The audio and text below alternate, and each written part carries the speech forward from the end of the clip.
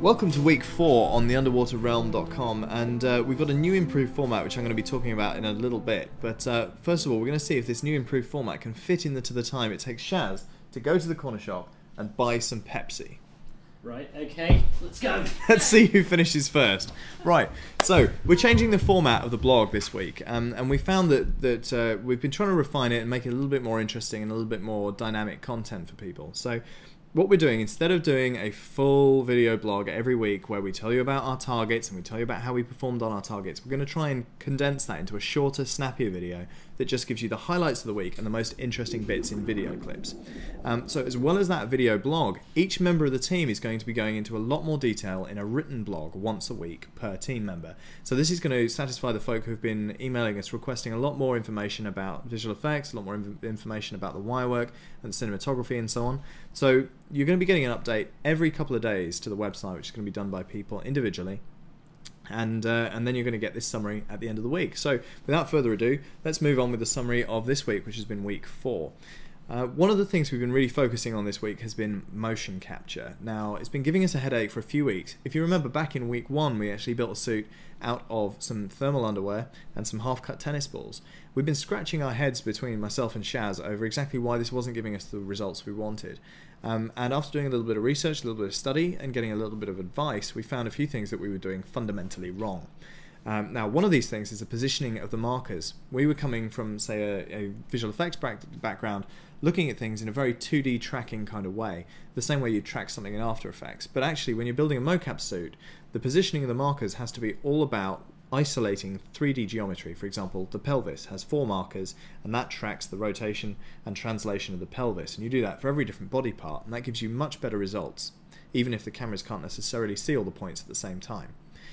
The second thing we changed about the suit was the material it was made of. We found that no matter what we did, with any material we were using, specifically this thermal underwear, it was sagging wherever you put a marker, and so the markers were flexible and they could move around, and that led to bad results.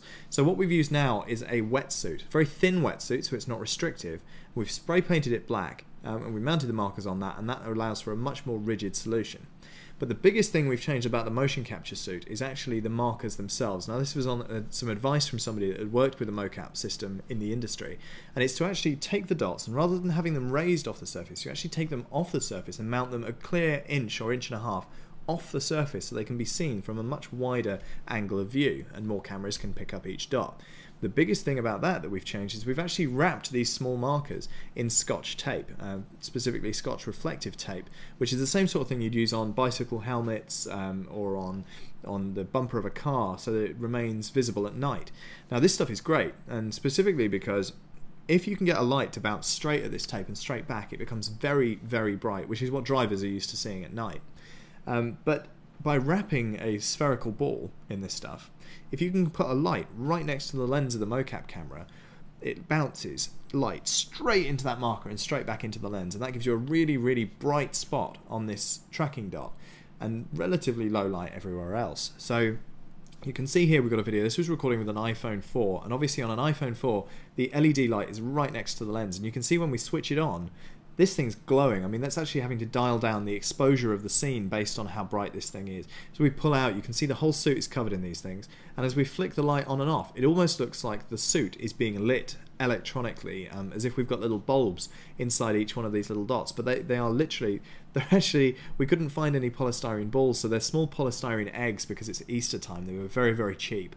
And they're mounted on straws, and those straws are then mounted onto suction caps, which are then velcroed onto this this wetsuit that we've made the system out of. You can see as we switch the room lights off here, the only illumination in this scene is from the light on the iPhone 4. Everything else is completely black, but we're getting really, really bright results back off these tracking dots. So that's going to give us a much, much better solution for each camera, and then hopefully a much better solution for the track as a whole.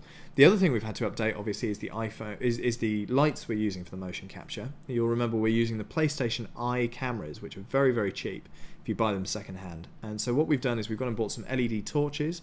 We've got a hole in the LED torches, and we've done an awful lot of soldering and rejiggering of the circuitry, and we're now able to mount the lens of the PlayStation Eye straight through the middle of these LEDs.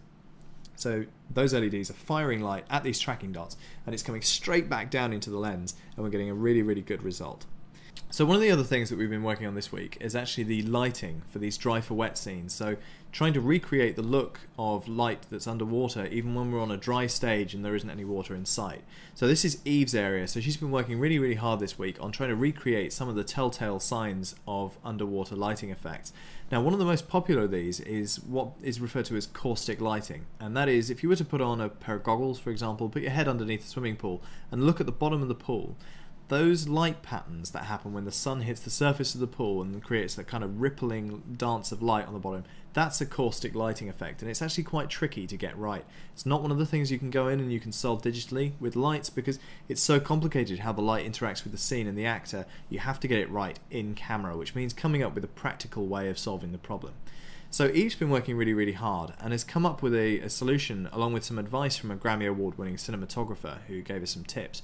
And she's collected some mirrored foil cellophane. So this is like a very thin plastic that's got a mirror finish. It's used for gift wrapping, that sort of thing. But Eve's stuck a number of these sheets together and she's mounted them on the ceiling. She's then taken one of our red headlights, you can see here, and bounced it from the floor up to the ceiling where it hits this sheet and down onto our set. And in order to create the rippling and the animation, she's actually rigged up a desk fan. This desk fan blows across the surface of this foil and agitates it and animates it, and so it creates these wonderful patterns all over the floor. Now it doesn't look much to this camera, which is the flip that it's being recorded on now, but if we cut to the take that was taken with the 7D, you can see with a little bit of foreground elements here. Even though it's just a bed sheet hanging up behind me there as I'm stood in the set, you can see that there's actually some pretty realistic effects going on there. So Eve and the rest of the team here, we're all really chuffed to be seeing such good results off of the first test of lighting. So the next thing that Eve's going to be doing is finding a bigger rehearsal space, more powerful light, and sourcing a lot more of this foil cellophane. And we're going to see if that effect scales up and if it might be feasible for us to use it on principal photography. So that's really cool. Shaz has been working on texturing some 3D cloth.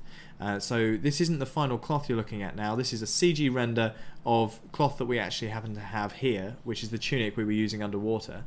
So Shaz has now nailed the idea of building this digital cloth, and he's going to be passing that on towards the costume department, and they're going to be charged with finding the actual cloth that tunics would have been made in Roman times for our character. Mark's been doing some great work on the wire work, and we've got some exciting meetings coming up for that this week. And other than that, that pretty much wraps up this week's weekly update, and it doesn't sound as if Shaz has managed to get back in time, so I'm going to have to end the blog there, and we're going to have to... Spectacular. If you knew the timing, man. Shaz has made it back in time, and so we're going to have some Pepsi Max, and we will see you next week.